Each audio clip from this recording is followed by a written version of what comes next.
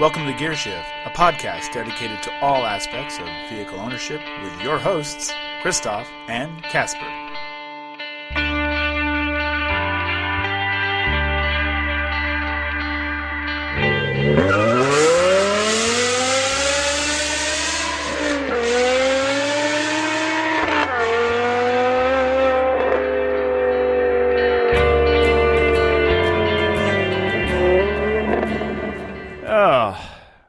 We're back. We are back. We're back.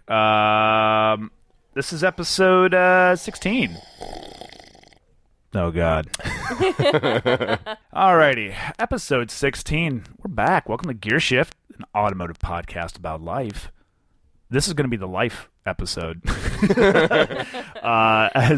have a very special guest with us today who is not really a car person. No, I'm not. In any sense, is there any part of being a car person that you might be? I drive a minivan, and okay. So anyway, we're. But before we get into who she is and why she is here, we got our usual stuff. We got our sponsor. Can you believe we have a sponsor? Nice. We do, and it's the Bearded Detailer. He's kind of a big deal. Perfect. I mean, yeah. I'm a fan of his work. So. It's kind of hard not to be. Yeah. He's located in Center Valley, PA. Go to thebeardeddetailer.com. And if you go, he's got a swag store on there. You can buy cleaning products. You can buy Laminex film to protect your headlights, taillights, or change the color of your fog lights, headlights, or taillights. OEM parts as well too. And I will say, while I got this on the while we're talking about this, if for some reason your vehicle's not listed on the website, don't fret. Don't be down. Turn that frown upside down. Send an email. It is impossible for me to list everything on that website. So if you don't see it, just message me. He'll get you sorted. I can give you the heezy on the... Oh, God. And this white portion of the show is brought to you by me. And while you're in the swag store, if you use the promo code GearShift, you get 10% off your order. I mean... Smooth and creamy. Smooth and creamy. Also, while you're on the beardeddetailer.com, you can go over to the Gear Shift section. Our podcast section's on the website, and you can check out all of our information, as well as a Patreon page if you'd like to give back to us and help this creative process continue. Every little donation is much appreciated. And we bask in it when it comes in. You have no idea. Oh, dude.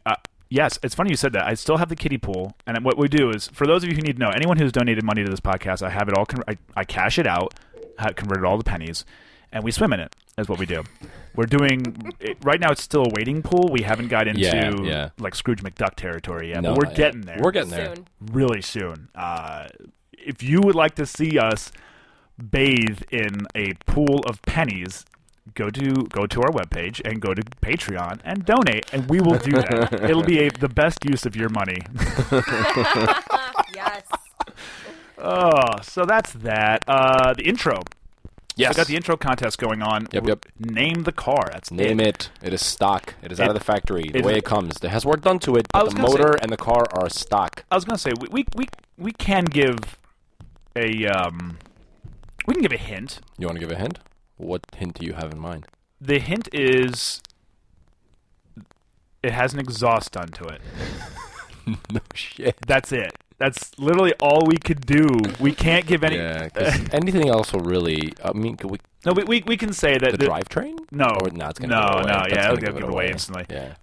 We can say that it's European, and that it has an exhaust for it. And actually, the whole reason why the video exists is because the company who manufactures the exhaust is showing before and after. That's it. That's it. That's all we can say. Yep. It could literally be anything.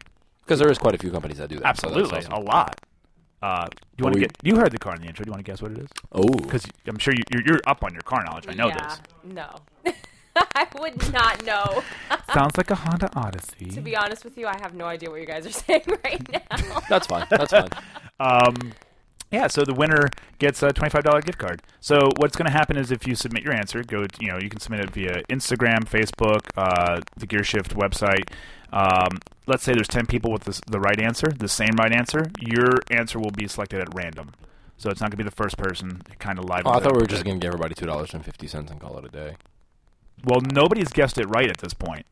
That's true. And we've had literally 10,000 guesses. It's not that hard.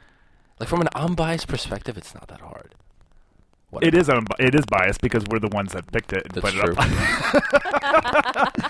up. Okay, so that's the intro contest. That ends on episode 20. We'll announce the winner on episode 20. So we're at 16, so only a few more until we get that. So, all right, well, today's episode is about small business ownership, which is why our special guest is here. Hello. Hello. There's hot coffee here, too. Yeah, there's still, that's hot, yeah. I mean, not boiling hot, but... Enough. It's not as hot as me. So, why don't you introduce yourself and why you're here, what you own, what you do, and just a quick little elevator pitch. Okay. My name is Paola, and I am a mermaid in real life. For those of you who, since it is an audio show, she has her own tank of water she brings with, so she's currently out of water, but there's a tank that keeps her, the lower half moist. Yeah, exactly. I need to breathe. It's kind of like a fish. Yes. Fish, you can't take them out of water for so long. I mean, I breathe through my fins. Yes. A real mermaid tail, too. No, but I actually do create mermaid tails for little girls, and they're actually blankets and towels. So, that's pretty much what I do. I'm the owner of the Tropical Mermaid. That is really cool. Yeah, and our tails are actually they're patented. Okay. So we have patented mermaid tails, and right now we're in the process of working on manufacturing all of our items. So we're probably just going to work on distributing everything wholesale instead of doing retail. Cool. So we're in a little transition here. Cool. So is it a one person operation for the most part, or? It's a wife and husband operation. There's my husband in the background going, yeah, that's right. And I do actually, my best friend, she does help us manage the business as well. She does the email part. Okay. And like the tech side of it. Yeah, Okay. Customer service, just because sometimes customer service gets tough for... of course. Especially Right. if you're involved, if you're some as kind your of volume emotionally increases. involved in your business. Yeah, absolutely. Well, and also having that extra person to deal with... Excuse me. Well, I guess a lot of people don't realize when you have a business that I'll just say tech, because that... It's going to encompass, website, Facebook, Instagram, emails, all that. That consumes so much time that it takes away from the actual physical creative process. My favorite thing about owning a business is actually the social media. I'm on social media 24/7, and that's what I like to do. Yeah, you didn't. I'm always on my personal one. I'm always posting pictures of my kids like every 10 minutes. But my husband doesn't like it. But no, but on my business side, like I'm very, very good with posting stuff on social media and getting the word out there and building my brand. And that's my favorite part of the business. Yep. The other parts, I need to work on a little bit, but that's why you have other people with other talents. Which is funny because there's some people who they would rather, and I've just seen this this isn't personal for me, but from seeing other companies, they would rather not work on their brand or social media presence. They would rather work on the actual product, which is good. There's a fine balance here, which is important, because especially today's day and age, brand is everything. Yes. If you can't promote yourself, if you don't have something that people can go, oh, then what's the point? Yeah, and when you brand yourself, you create a market. Right. You create a need for the item that you make. So let's get into that. Well, first of all, when did you start? When did you start this? I started this after I was done with chemotherapy. I was diagnosed back in 2013 with stage 4 cancer. So I wasn't really able to do anything that whole time. I was under a lot of really strong medication, and also I wasn't even allowed to be around my children, because it was such a strong regimen of chemotherapy. So most of the time I would just sit in my sewing machine, sit in the living room, and just, make things. Right. And towards the end of my treatment, I started coming up with, mermaid tail designs. My daughter at that point, we were watching The Little Mermaid. So she was old enough to kind of understand it. And she said, "Mom, can you create a mermaid tail for me?" So I did. And a couple months later, I put it online. And I was like, I wonder how this will do. Because I had a little hair bow shop on Etsy. So I put it online, and it bloomed. It became really popular. I had tons of people going to Disneyland that wanted it. So I made a towel version also for people that were going to the Disney parks and stuff like that, and they wanted to, lay in it. Was the original design similar to what it is now, or no? Actually, the prototype. If you see the actual original design, it looks nothing like what we had now. It had little elastic around the waist. It was more of a mermaid tail, modeled after Ariel. Okay. Gotcha. And also the fins were different. It was a big different design. So we've evolved. But was the concept still the same? It was similar. Okay. Yeah, all right. That's what I was getting at. Not just okay. Perfect. Yeah, we did it for nap time. Basically, I made it so she could watch the Little Mermaid movie on the couch. So, what made you take that step to go? I've now created a product. I like it. My kids like it. Other kids like it. Are other people going to like it? What made you take that step to go? Sure. Let's do this. Or actually, before you answer that, did this already, I don't want to say did it exist, because if it existed, you probably wouldn't have made it. Right. But was there a market for this? I know that there's a market for it because I'm a big mermaid fan. My kids are. I know pretty much every little girl wants to be a mermaid. I'm a big fan of Ursula, by the way. Oh, yeah. Me too. Actually, I have a relative named Ursula. Really? And, yeah. So, Kristoff, Ursula, give me any other I was around Disney first. characters. I want to make that very clear. I was around before Frozen. Just saying. All right. I'm the original. And, actually, side tangent. I'm not the original.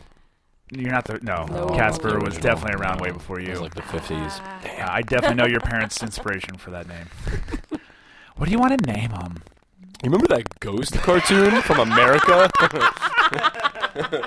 Yeah. Say no more. I got it. Side tangent. One of the things I love about in Frozen, when Anna and Kristoff first meet each other in the sled, and she calls him Christopher, the first thing he does is, it's Kristoff. That's literally what he corrects does. her instantly. That has been my life in a nutshell. So 31 years of going, it's not Chris or Christopher, it's Kristoff. So, I'm in the theater, and I just wanted to stand up and give a, standing O at that point. I'm like, he gets it. Disney, you get it. Oh, it's spelled differently, the question though. is, anyway, yes. Did you come from Arendelle, or? I do see the ice. Is that what the kids... I don't know this. I don't know what the... anyway. Yeah. Well, yeah. Anyway. So anyway, that was our side Disney tangent. I'm sure it won't be the last one.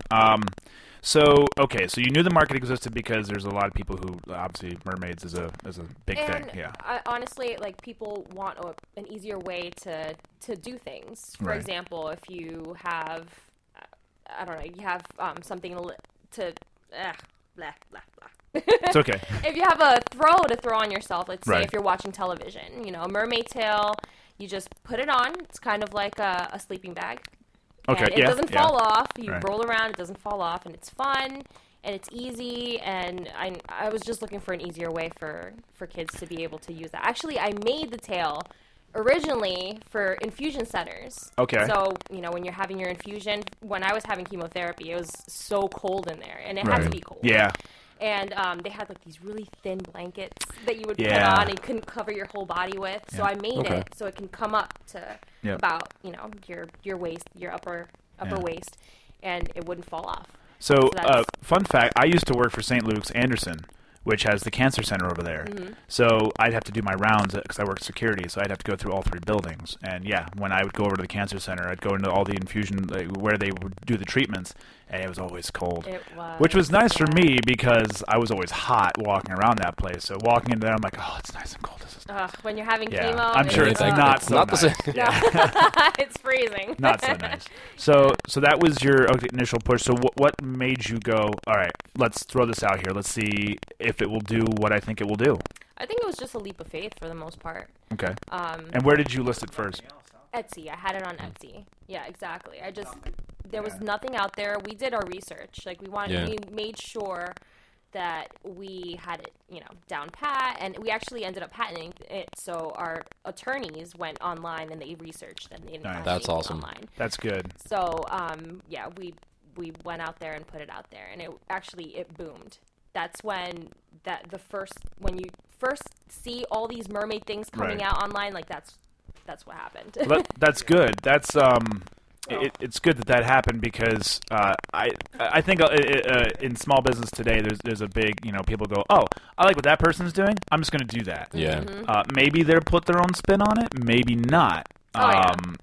I think it's probably 50-50 for what people, if they copy or if they put their own spin on it, which it's hard to be very original today. And mermaids have been around for a really long time. Just a little bit. And people can have the same ideas at the same time. Yeah, absolutely. I wouldn't say that they can. So. Absolutely. Good. And so that comes down to the next thing, too, is so when you do finally have something out there, what steps need to be taken to protect what you have? Like, for example, you said you're patented. What goes into that? A lot of sweat, blood, tears, and money. And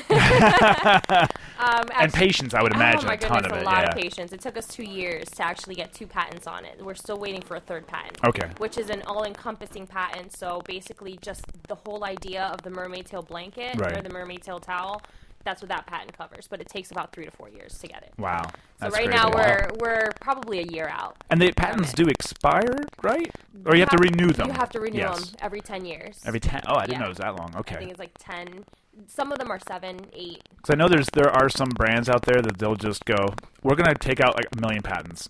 Yeah. And whether they may never fulfill on it. I know Apple does that, and actually, and I know why they do it. They want to make sure they're completely covered. And well, actually, I heard this little insider tip on Apple. Apple does this apparently, and someone will find out, oh, Apple filed this patent, but I guess their habits are if they file the patent, they never put that into production.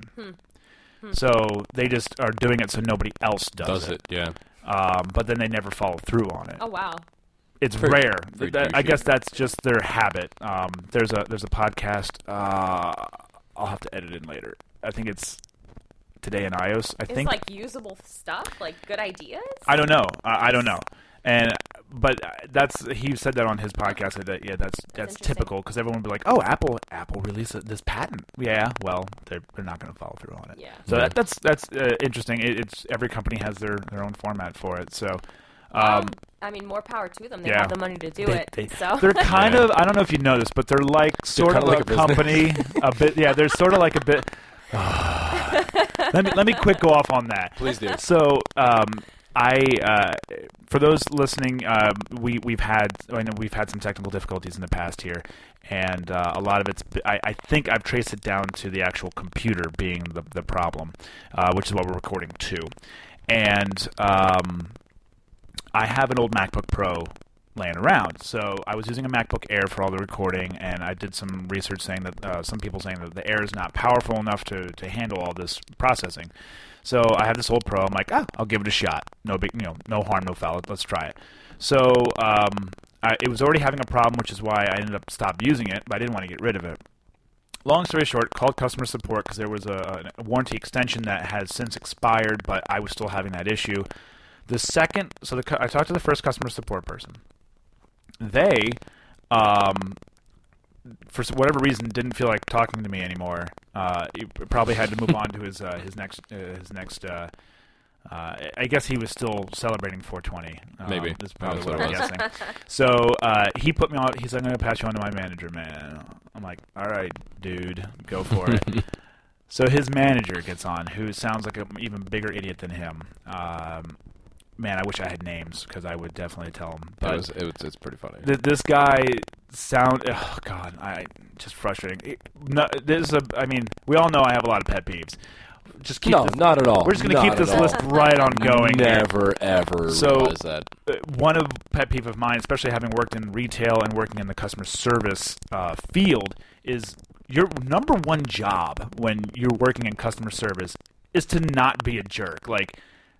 It doesn't matter. You can be right or wrong. It doesn't matter. Yeah. You have to be nice. That is correct. And you're either good at it or you're not. I will say to work in that role is a very niche person that can do that. You have to be able to roll with the punches. You can't take things personally, and you have to always be positive and not be a jerk about it. This guy was a jerk, and. One of the things he said, which instantly turned me off, and I stopped listening to him as soon as he said this, is he said, and I quote, "Look, I'll explain this to you. So Apple is kind of like a business." Yeah. So I instantly stopped listening. He then, whatever, long story short, he put me on to another person who then took care of everything I needed to take care of. So within minutes. Within minutes. Oh, yeah, absolutely. And I got the computer fixed and returned to me within 3 days. Yeah, it's honestly awesome. really overnight. It's yeah, fantastic. So props to that guy who did me right. He listened. The first word out of his mouth were, "What can we do to make this right for you?" Which was... That's as a customer service person, that's what you have to do. Yeah, absolutely. You have to say, what can I do to make this right? So the other people were on the defensive, going like, no, we're not doing this. You can't do that. So that's my tangent, whatever. So actually, that's a pretty good point, which is why I don't do the customer service. So let's go into that here. So I don't think we're recording yet when we talked about how you oh no, you did mention that you had yeah, my best friend, she does our customer service care because I don't have the personality for it. I just don't. Like I said, I'm emotionally invested in my business. Right. So I'm the one that makes the designs. I'm the one that creates everything. So if someone does a little criticism, sometimes I'll take it. Sometimes I'm like, I want to stab them in the face. You're wrong. You shut your mouth. Exactly. Don't you say those words about my mermaid tail. Where are you calling from? Oh, what's your exact address? Okay, I'll be over in a bit. We can discuss this. Talk. Exactly. So my friend, she handles it really professionally, awesome. And that's something that I'm not able to do. Yeah. And also, I'm actually pretty introverted, so I avoid emails like the plague. Okay. Yeah. And that's which is funny. Not ha funny, coincidental funny. You know, a lot of the people who do some of the best creative stuff are introverted. They don't go out there, which is great. But I always find that I think a lot of these great ideas end up not making it out because they don't want to do what needs to be done to get it out, which is interesting. It's been a process for me to actually be able to, go out there and. Whereas I'm the total opposite end of the spectrum. Oh God, yes, same. And same. So very little substance, a lot of barking. That's me. That's literally me in a nutshell. Which any conversation with you and me can last anywhere between 12 and 36 hours, and nothing will be said. Correct. That's of any substantial value. Nothing. Which is why we started a podcast. Yeah, exactly. So what is your? So you work from home. Mm-hmm. That this business it's a home-based business. Yes. Go walk us through what a daily day. A daily day. A daily day. Look at you, English major. Well done. I use words good. I talk good. Walk us through what a daily occurrence is. Okay. See, now you're going to criticize me. So, Paula, how's your daily routine? Yes. There. Okay, there we go. A typical day. Yeah. Well, I have 3 kids, and they're all here right now. Yes, they're all here right now. So if you hear anything in the background, it's probably one of them. So I wake up, I get them ready, I make them breakfast, I walk my daughter across the street to school, which is nice because the school is right across the street. Yes. And the other 2 go to daycare. So I drop them off at daycare. I come home. I do a little yoga to try to get my mind right. because kids are awesome and don't cause any stress whatsoever. No, not at all. So then I just go downstairs in my basement. I normally, cut the fabric one day and then spend the other day sewing it together. Okay. And everything is made to order, or do you have an inventory? I do have some inventory. Okay. We have a small warehouse in the Dominican Republic, which is where I'm from. And that's where we get our more simple tails made. And their fabric down there is a lot cheaper than here in the U.S. So we go down there sometimes, we'll purchase a large amount of fabric, and we drop it off at the warehouse, and they make it and ship it up here.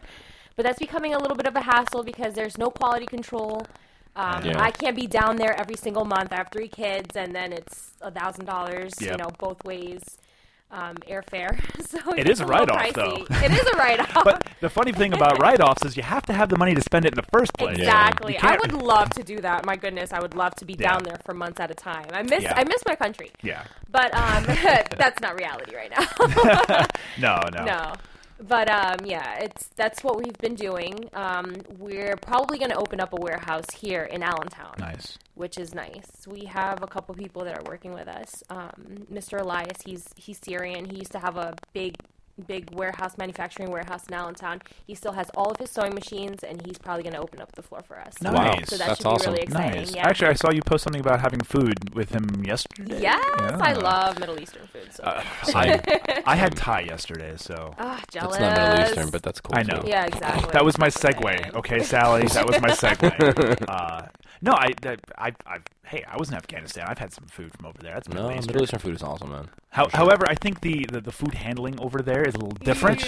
Yeah, you got to be careful with that. Go get the flatbread from the trailer that I also haul human waste in. That I also haul watermelons in. That I also that I've all. Yeah. But it tastes so good. It does. So okay, so you cool. Yeah. So we're getting there. We're growing, and like I said, we want to move away from retail.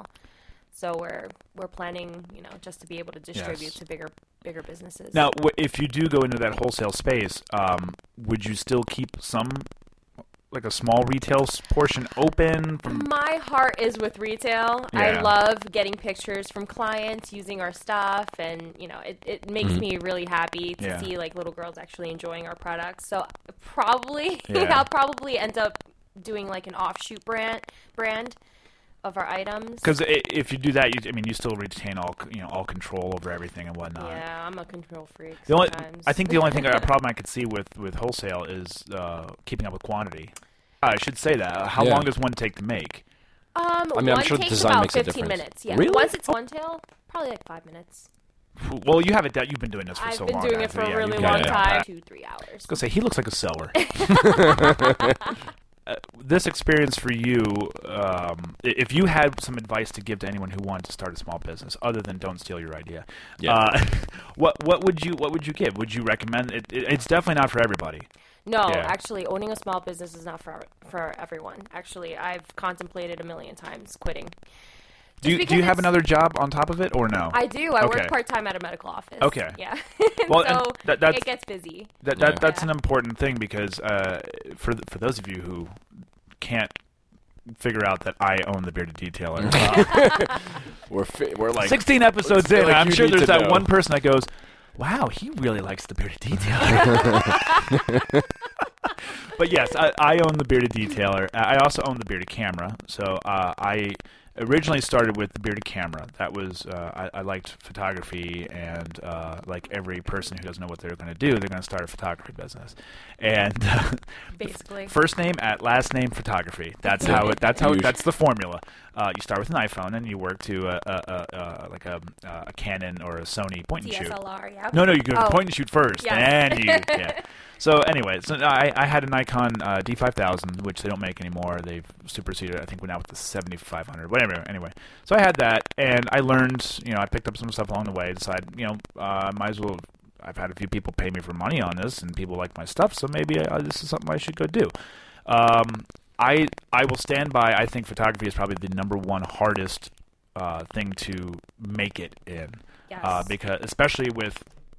The thing that everyone has a phone, and cameras are getting. I have the iPhone 7. I just got it, and the camera is fantastic on it. They're getting better and better. Yeah. Well, so you'll much never better. change someone's mind that doesn't want to spend the money. That's that the too. thing. Pay you. Yes. So that tough. was, when I started, I'm like, I had to ask so many other professional photographers I was friends with, like, hey, how do I even price this? I don't even know what to charge, because we paid for a few photo shoots as a family. So I kind of knew what the gauge was. I'm like, I'm not on that level. So eventually I learned to adapt. I learned some stuff, learned some business stuff, and then I decided to make it into a sole proprietorship, which is what I ended up doing. And then things got busy. It was never like a main source of income, but I'm like, all right, something to do. Cool. Yeah. Funny backstory, I used to own a photography studio in Easton. Oh. Yeah. That explains. That's what I went to school for, graphic design and photography. Oh, awesome. So I That's what I wanted to do. I was so passionate about it. At one point, we were shooting 50 weddings in 1 year. Holy crap. And that's what I love doing. And then I got sick. I got cancer. So we had to refund everyone for that summer. Oh, man. Because people book years in advance. Yeah, they Absolutely. booked 2 years in advance. And it was the beginning of wedding season when I was diagnosed. So geez, I wasn't able to go anywhere. That sucks. So that kind of... Was it just you, or did you have somebody else? Cause I had two different people that were shooting with me as well. So in order to be successful in weddings, it's not a one-person. No, absolutely not. No, definitely not. No. I mean, unless it's a small wedding, but there's no way. I've had people ask me to do weddings, and I'm like, nope. Weddings are tough. I did one, and I did one for one of my best friends who I was deployed with. Him and his wife got married at a courthouse. They did a small, very small, which was nice because in a courthouse, no one's allowed to bring a cell phone in. Yes. So there was only literally they needed. I mean, it was family. The whole cell phone thing. I fight people sometimes. Yeah. Well, there's the unplugged weddings, which I'm very thankful. I got married back when most people did not have a cell phone to pull out. I'm so very thankful because I would lose my mind. If I'm getting married and I see people, I would lose it. I would lose it in the middle of the church. I know I would. So I'm very thankful that didn't happen when I got married. But I did it for him, and because that was like the only public record of them getting married. And thankfully, they were so chill. They're like, we don't even want a photographer. We're just doing this so our family has record, like proof of it. No. They didn't. They would have been perfectly happy with nothing. Yes. So I'm very, very thankful for that. But so then. Time went on. I ended up losing my job. I was working for PPL, and I won't get into that story because I will go down a rabbit hole that I cannot come back from. Because there's a lot of it's very dark down there. Yes, and there's a lot of animosity toward what got me separated from PPL. And I will say this right off the bat: I was not at fault, 100%. But whatever. Lost my job, and I've always been a car person, and I've always been some sort of detail oriented. I've always liked cleaning. We've talked about my GLI before. Yep. When I got that car, it was right after I got back from Afghanistan, so that was my outlet. I needed something to focus all of my everything on. That was my PTSD car. Like this is what I'm going to go do to not blow up on somebody. I'm going to go clean the car. I'm going to go work on it. That was the car. So when I lost that car, that was like a huge hit to me. Anyway, so when I lost the job, I'm like, well,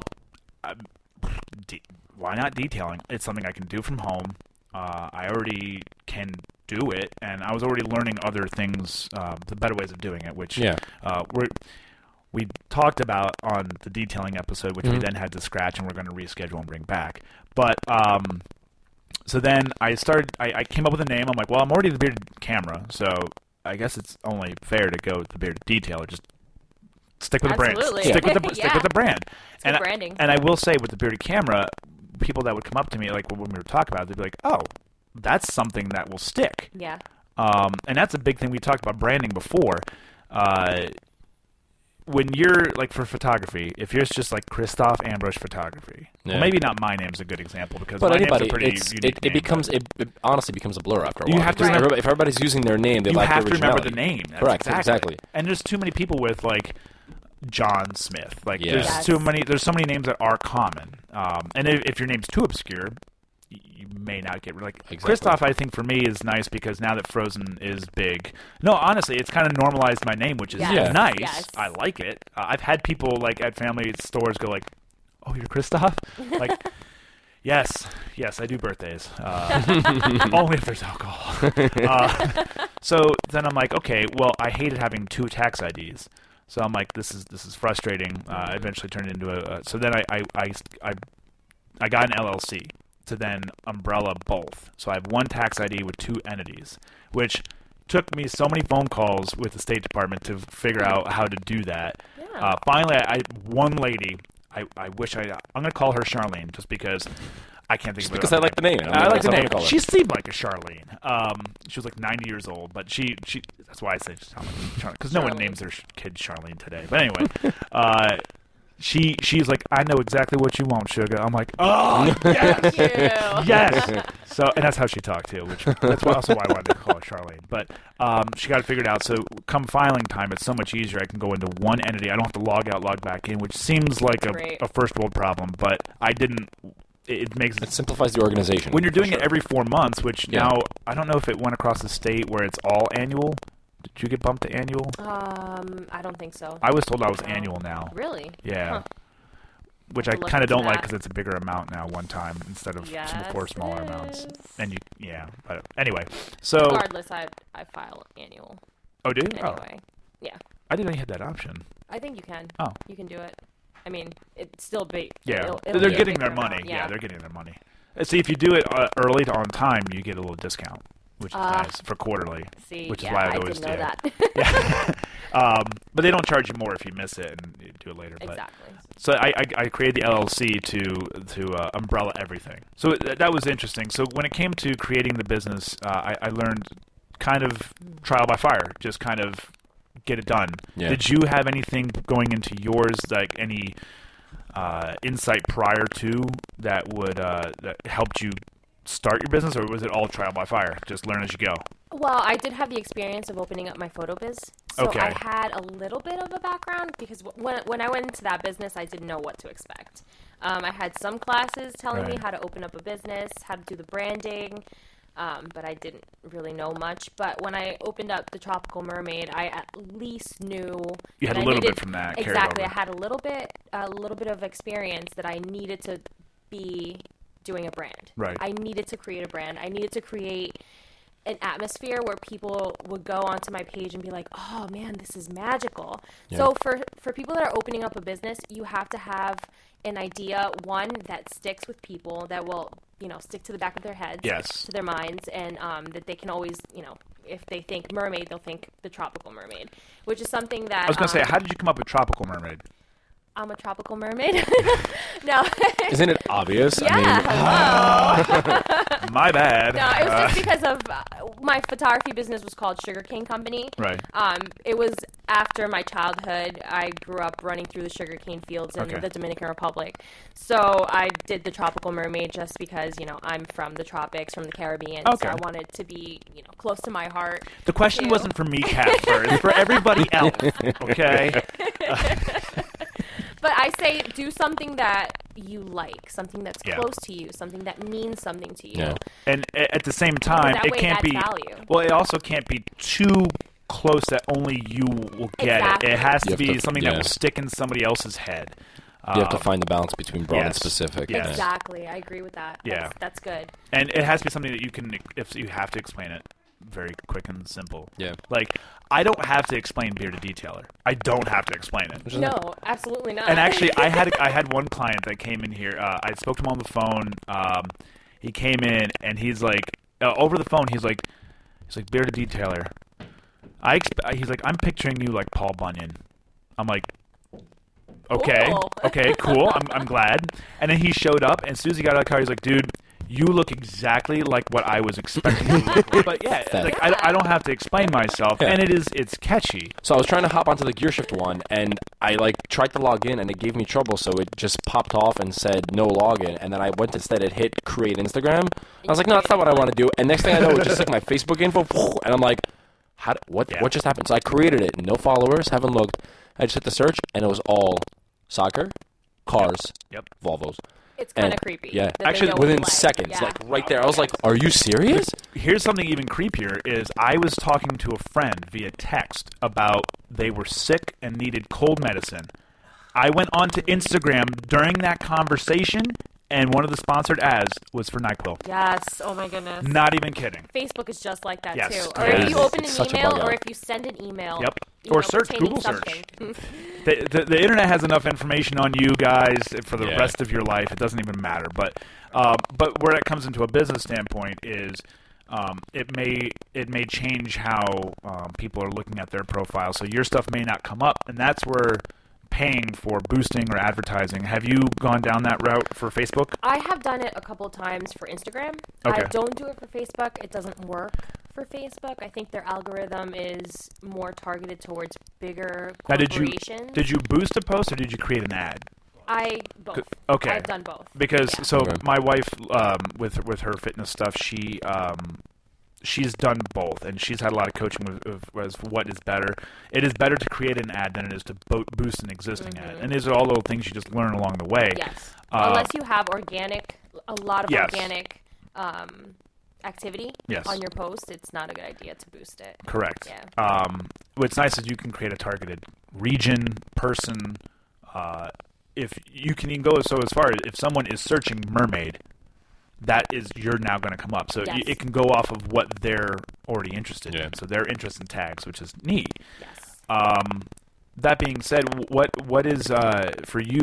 Where's your target audience mostly? Facebook. Where's the most organic clicks for you? I should say. Instagram. Definitely. This is what I was going to say about Instagram. Actually, since they changed their algorithm, now I can create videos. Yes. So the videos that I put online, or the upper left corner where they have the little circle with yes. your little picture on it. Actually, a lot more people look at that than they look at. That's the story.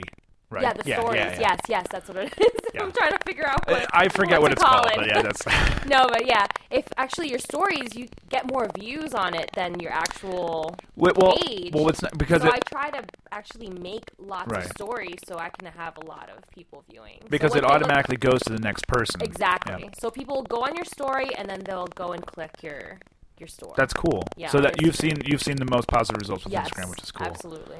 Yeah, Facebook you just have for to me. adapt, I think, when you're doing online store. Well, you have an online and business. it could change next month. It could then flip flop and be exactly. Facebook. Yeah, and so it's a constant. So who handles all your? Do you handle most of your accounts online? I do. Okay. Yeah, I do.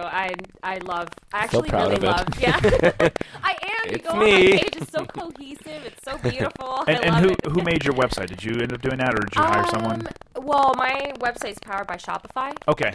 So they have it's plug and play pretty much. Exactly, exactly. So I've been making it myself. I actually was thinking of hiring somebody just to optimize it because SEOs are a big pain. So you want your search engine optimization to be where it wants to be. So I'm glad you said it because I was about to say it, but I forgot what the O was. Yes. I'm like search engine orifice or what?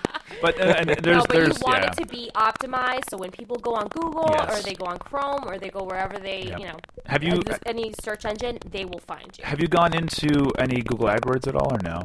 I haven't done that yet, actually. I recommend it. But really, that has actually been the most fruitful thing for me. I remember you mentioning that, right off the bat, when because I asked everyone who contacts me or purchases or any sort of business with me, how did you hear about me? I want to know where my money's going. It's a valid question, and I've never had anyone go, "Oh, why do you need to know?" Yeah. But I usually just straight up tell people, like, "Hey, man, I like to know where my advertising money goes. Mm-hmm. So do you mind? Where did you hear from me?" And if they haven't already told me, like, "Oh, so and so referred me," or "I was on your website," But Google is usually it's been the most rewarding. And what's nice and it's bad, it's good.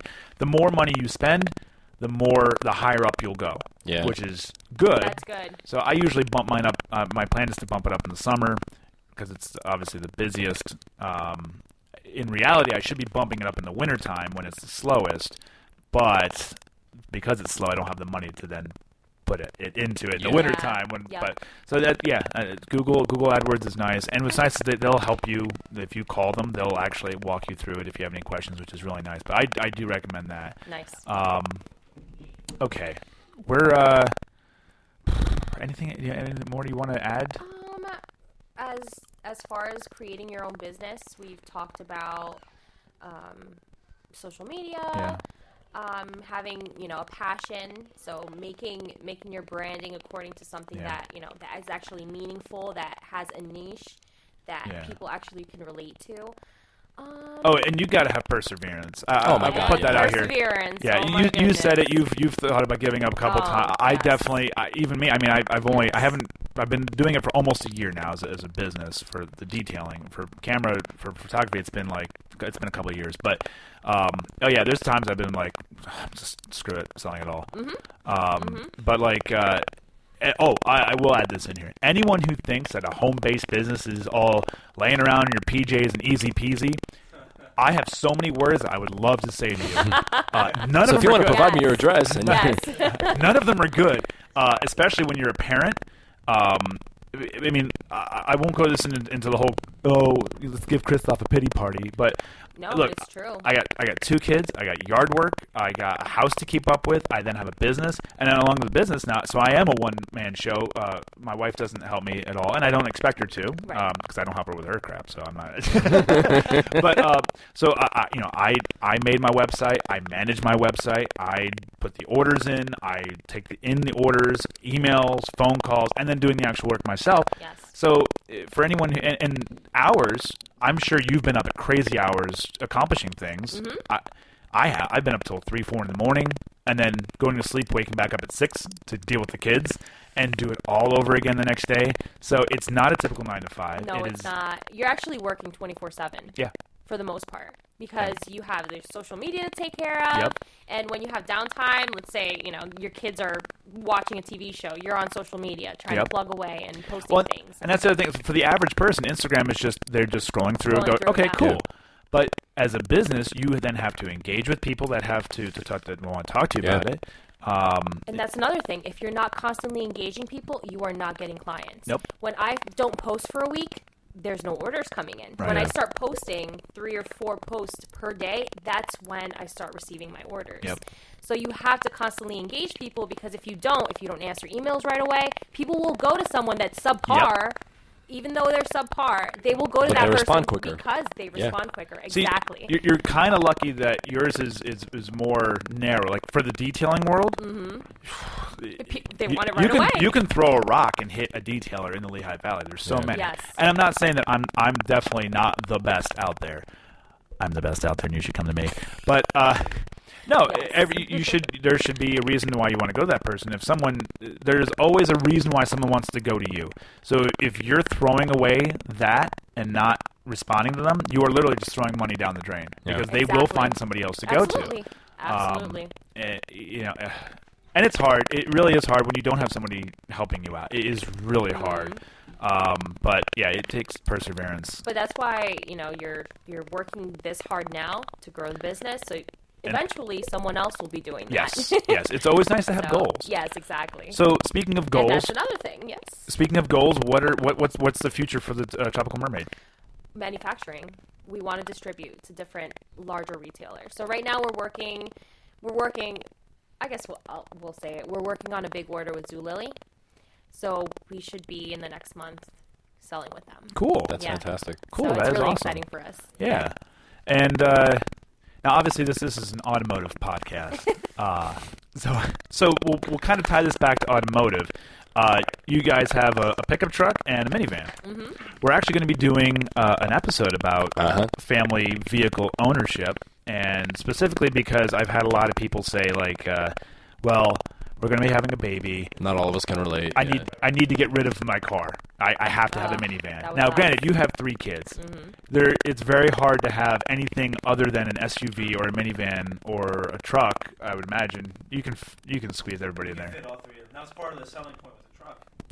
We have a section called the Co-Driver of the Week. So if you guys don't know what that is, it's pretty awesome. Normally, the Co-Driver of the Week would be, again, it's automotive related. Someone who has always inspired you or always supported you along your automotive endeavors, but we can adapt this to non-automotive. So who would be your co-driver that you would say has always either inspired you or supported you 110%? No pressure given by the gentleman sitting to Definitely not. Definitely. No. But I don't want it to sound really sappy, but definitely my husband. He's the one, whenever like I said, I wanted to give up a million times. He's like, no, keep plugging at it. You can do it. Barf. Oh, he's about to have a heart attack. He says I never say anything nice about him. There you go. No. You go. She didn't say you were right. And it is recorded. This does go around globally. That's a little bit hard to say. Yeah. A little bit harder to say. Let's not get carried away. That's cool. So, cheers to Brian. Cheers.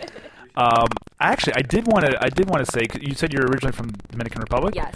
We have a listen. We had one listen in did? Dominican Republic, and Louis told me who it was. Okay. He knows him, and he is a Vortex guy. Oh, really? And I wanted to give a shout out to him. Que lo que. Let me just see. His Instagram name is WICHO001 is his name. There it is. Okay. Yes.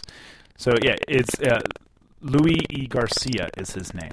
Okay. That's his name. I knew it. See, same name. I have more than one Louis following, so I just wanted to make sure I got that right. Or Louis. So yes. So shout out to him for bringing it down to the Dominican Republic. So that's awesome. That's Nice. awesome. We are global. I think 7 countries last night I spoke. So shout out to everyone who has gotten if you we'll gladly give a shout out if you're from an obscure country other than the United States. I will gladly mention who you are, but you have to interact with us. So Truth. But that's so awesome. It's always good to see this in other places other than Pennsylvania. Shout out to my countrymen, to all your friends. That's right. That's right. Okay, well, that's going to be it. Would you like to plug everything where people can find you and your mermaid tail? Absolutely. You can buy our mermaid tails at www.thetropicalmermaid.com, and you can find us on Instagram also at The Tropical Mermaid. And Facebook? And Facebook. You can look for The Tropical Mermaid. I'm not as much as on Facebook as I am on Instagram. So. Yeah, you never respond to my messages. I'm sorry. Just kidding. I will answer your messages. It'll just take a couple days. I'm not as active on Facebook as I am on Instagram. So yeah, it happens. Or you can email us at hello.thetropicalmermaid@gmail.com. There we go. If you have any questions, any sizing questions, anything, if you need a custom tail. Perfect. Awesome. Perfect. So, well, we want to thank you very, very much for coming on. I know coffee was a big bribe to get you here. Yes. Thank you for this delicious coffee. Shout out to Black Rifle Coffee. We had both cold brew and hot brew espresso, which is the AK-47 blend. So, if you guys love coffee, definitely go to their website. Well, thanks for having me here. Absolutely. I really enjoyed our time. And next week will be episode 18, and it will be the family vehicle ownership episode with our special guest, which will be unannounced. And I think that's it. Yep. You got anything? No, I'm good. No? You all right? Yeah, I'm good. I'm just thinking about all the copious amounts of money that I'm going to dump into this car that I wasn't initially going to do. It's hemorrhaging. It's falling out of your pockets right now. It's bad, Oh, man. Yeah, $1,000 just fell out of your pocket. You might want to. It's going to be bad. All right. So until next time, I'm Christoph. I'm Casper. And we'll see you on the road.